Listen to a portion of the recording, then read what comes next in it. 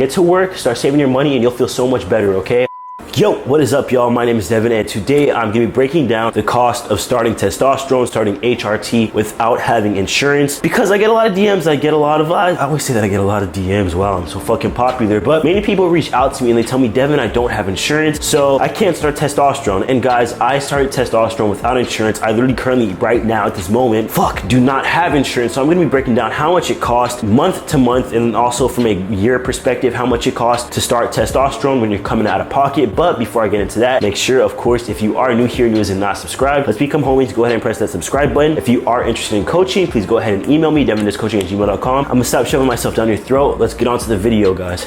So I know that money is kind of like a sensitive topic. Everybody comes from different walks of life. What's not a lot of money to some people is a shit ton of money to other people, and everybody's just different, so I'm not gonna try to minimize anybody's financial situation. So the first initial appointment when you're going to get your testosterone, this is gonna be the most expensive appointment within your whole entire journey, essentially, when it comes to hormones, because this is the appointment where your doctor's office has to get all your intake paperwork, you have to actually meet with the doctor, and you have to get blood work. On top of that, keep in mind when I'm speaking about prices, I'm talking about specifically Planned Parenthood, because that's where I get my testosterone from. That's where I've gotten it from the start, and that's where I continue to get it now and into the future. The first appointment for myself, I remember sitting down when I was checking out, and the lady was like, $426, do you have insurance? And I was like, no, miss. And she was like, get insurance. It was a little bit on the pricey end, but I will say Planned Parenthood is not like the most expensive clinic, and it's also not like the cheapest. I don't really want the cheapest because I want to be cared for. If you are questioning going to Planned Parenthood, they have been nothing but supportive of me, and they always find a solution. I've had an awesome experience,